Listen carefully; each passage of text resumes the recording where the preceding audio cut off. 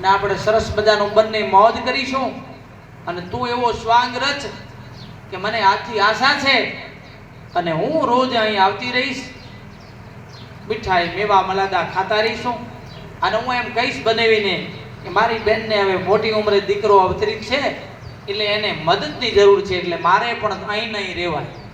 એટલે આપણે જ્યારે નાના મોટાનું કંઈ સોદો કરવો તો થઈ શકે. બરોબર એને ગોઠવણ કરી દીધી. કપટને કોઈ પણ કળા હોય છે. બનવા દો કે એવું બન્યું. હવે તો ધૂંધલી અહીં ખૂબ મોજથી રહે છે.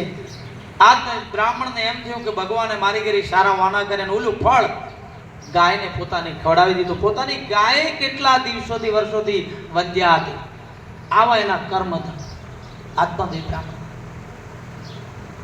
પછી તો ગાયને ગર્ભ રહ્યો એ દિવસથી નહીં. ગરાણીને સારા વાને અનેક નગરોમાંથી ભેટો આવવા લાગી છે. લોકો થાળ ભરી ભરીને મહારાજને ઘેર સોગંદ ભેટ આપવા લાગ્યા. સજ્જનો મિત્રો વસ્ત્ર ઉપવસ્ત્ર ધન દ્રવ્ય માણેક રત્નો લઈને આવવા લાગ્યા. મહારાજને ઘેરે તો આનંદના એલી જામી. 9 મહિના પૂરા થયા. અહીં ગોકર્ણનો જન્મ થયો છે ગાયની પીઠ.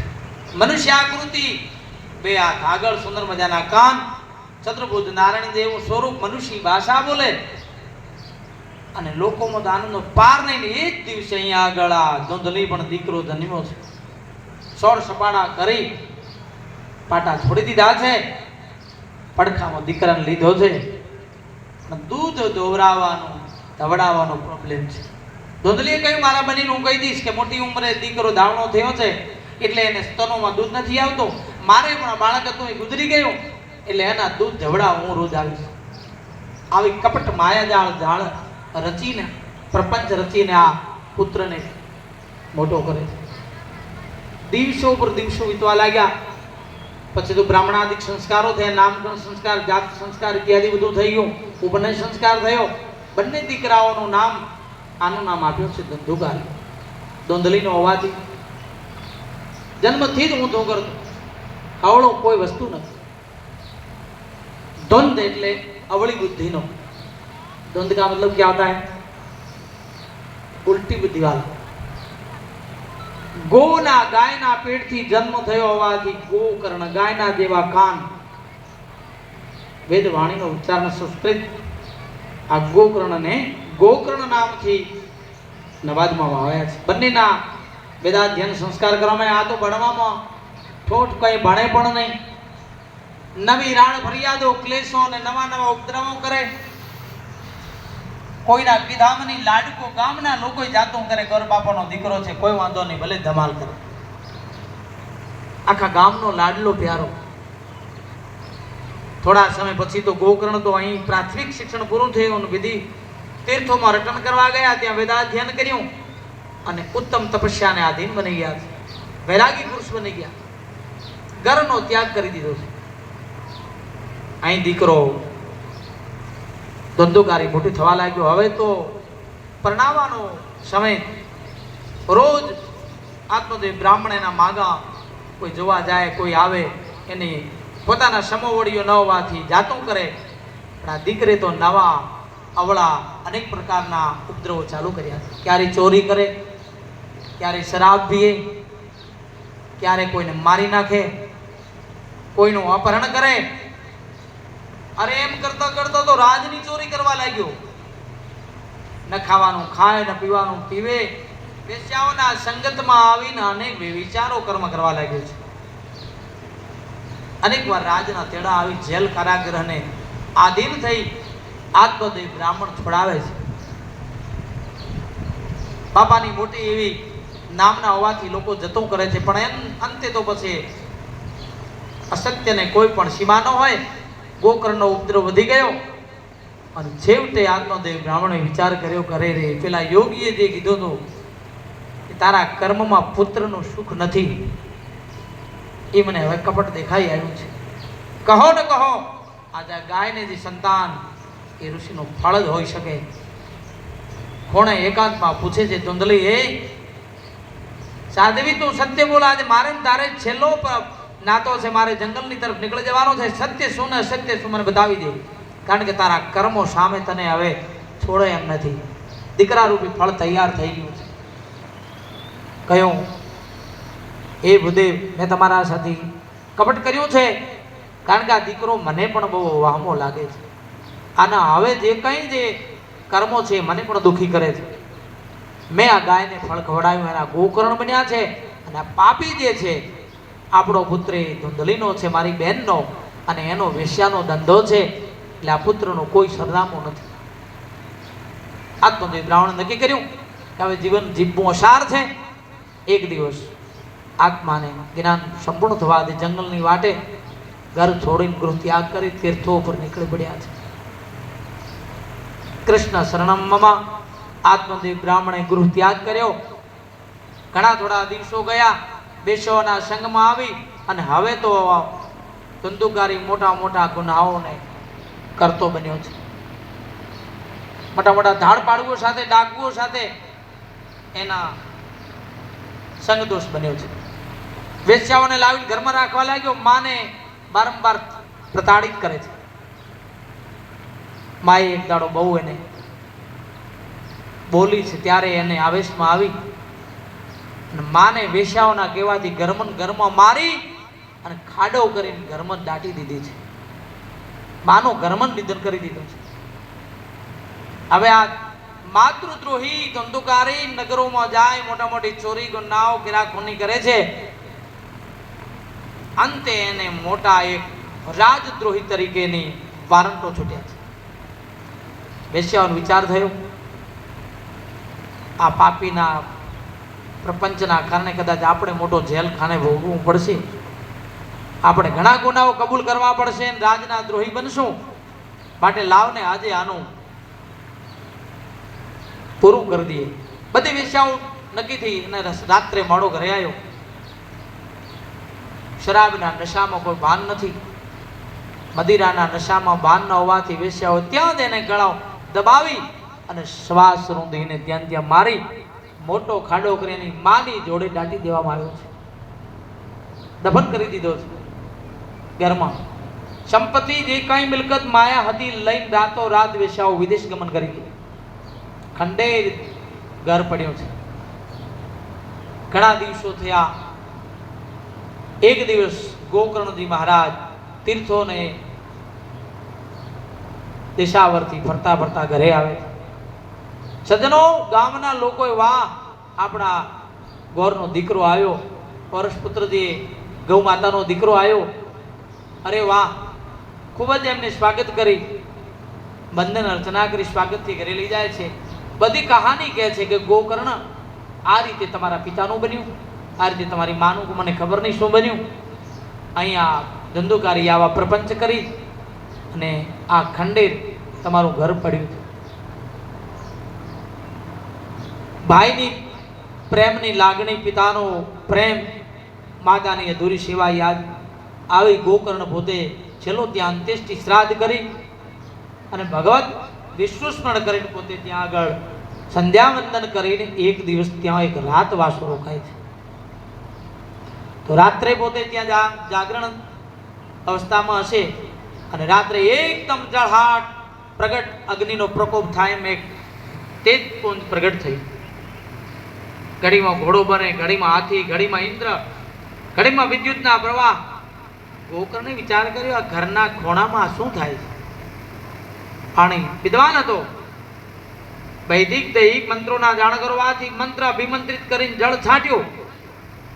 ત્યાં ગોકર્ણના જળથી પેલો પ્રેત જે ધંધુકારી બનેલો એ પ્રગટ થયો, મૂળ દેહમાં પ્રગટ થયો.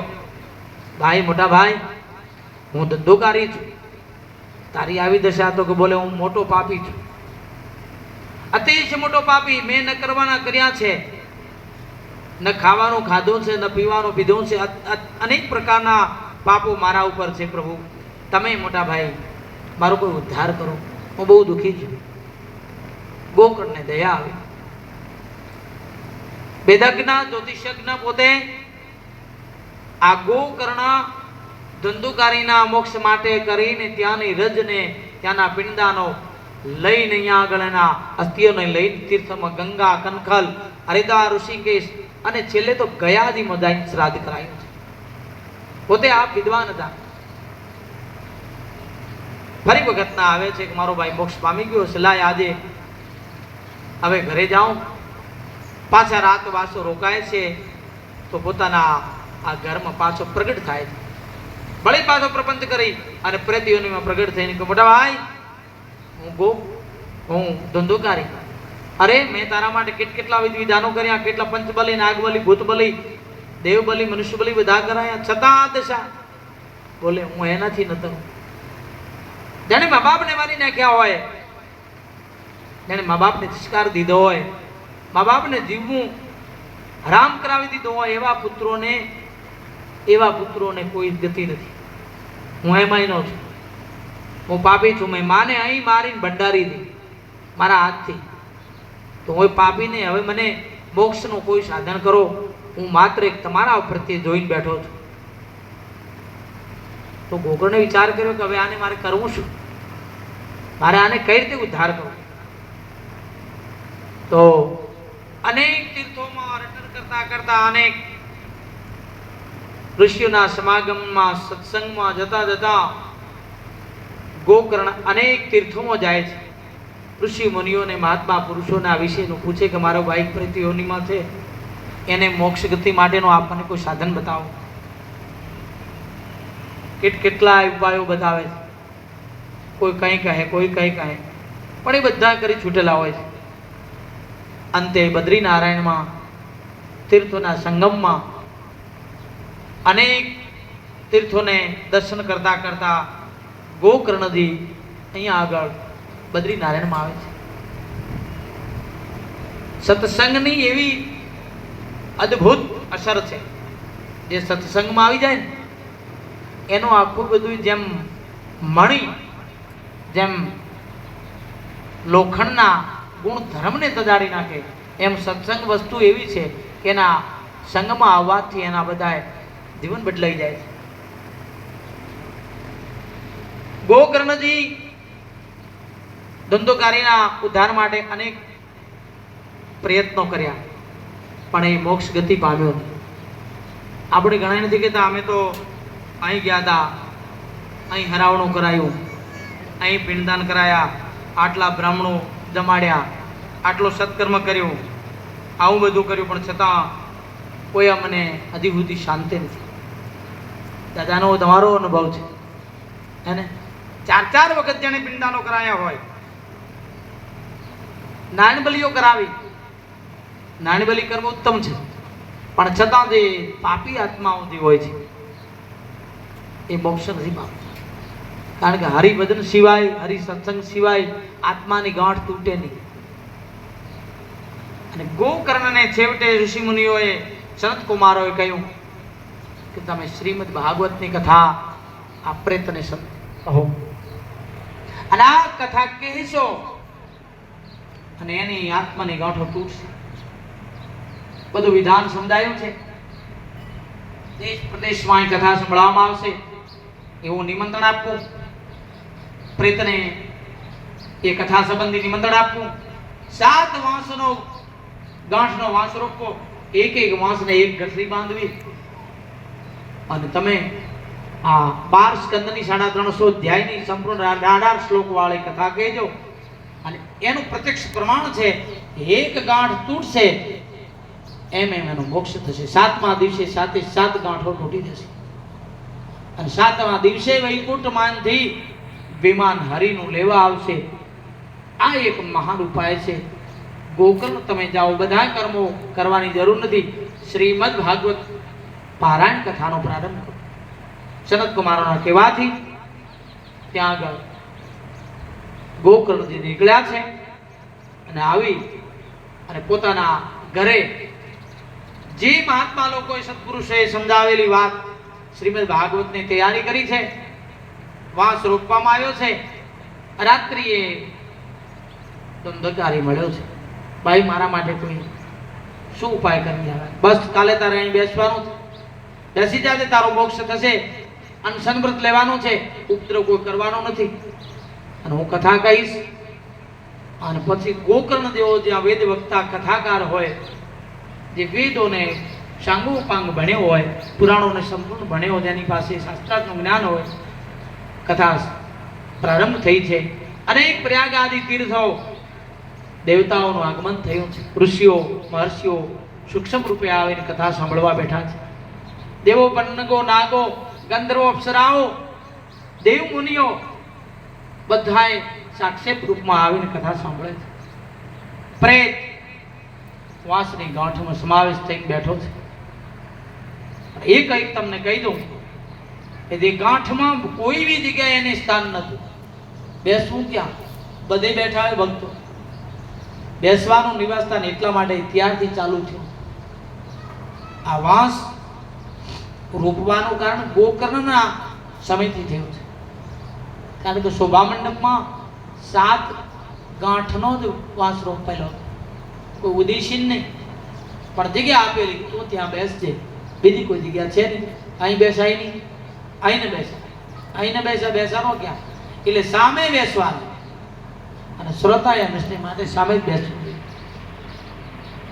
પછી તો ભગવાનની દિવ્ય કથા શરૂ થઈ. એક દિવસે 1 ગાંઠ, બીજા દિવસે 2 ગાંઠ, ત્રીજા દિવસે 3 ગાંઠ, 7મા દિવસે 7 ગાંઠો તૂટી અને પછી સ્વર્ગમાંથી વિમાન, વૈકુંઠમાંથી ભગવાનના પાર્ષદો ઓધવ નારદ બધા હનુમાન વિભીષણ આવી કથાના મંચ આગળ વિમાન ખડું કરવામાં આવ્યું છે. ચતુર્ભુજ રૂપ ધારણ કરેલું આ જીવનું ગોકર્ણે કથા સાંભળવાથી એનું દેહનું રૂપાંતર થઈ ગયું. ભૂતના પ્રેતમાંથી ચતુર્ભુજ રૂપ ધારણ કર્યું છે. વિષ્ણુના દૂતોનો દેવ દૂતનું રૂપ ધારણ થઈ ગયું. જય હો ગોકર્ણજી મહારાજ, મોટા ભાઈ તમારો જય હો. આજ મારો ઉદ્ધાર થઈ ગયો. આ કૃષ્ણ ભગવાનની સુંદર મજાની લીલાઓનું શ્રવણ પાન કરી અને વૃંદાવનની લીલાઓ, આ દશમ સ્કંદની જે હૃદયરૂપી કથાઓ સાંભળી મારી મોહની તમામ ગાંઠો તૂટી ગઈ છે. મારા પાપ બધા ધોવાઈ ગયા. ધન્ય હો. ગોકર્ણે કહ્યું, વાહ ધંધુકારી, તારા પાપો હરિએ ધોઈ નાખ્યા. આપ આજ્ઞા કરો. મને દૂતોનું સૂચન છે કે વિમાનમાં બેસો. આપની આજ્ઞા. આપને પ્રથમ આપે મને આ વિમાન, આ હરિના પાર્ષદોના દર્શન કરાયા છે, મોક્ષ કરાવ્યો છે. આ ભાગવતજીને હું પ્રણામ કરું છું.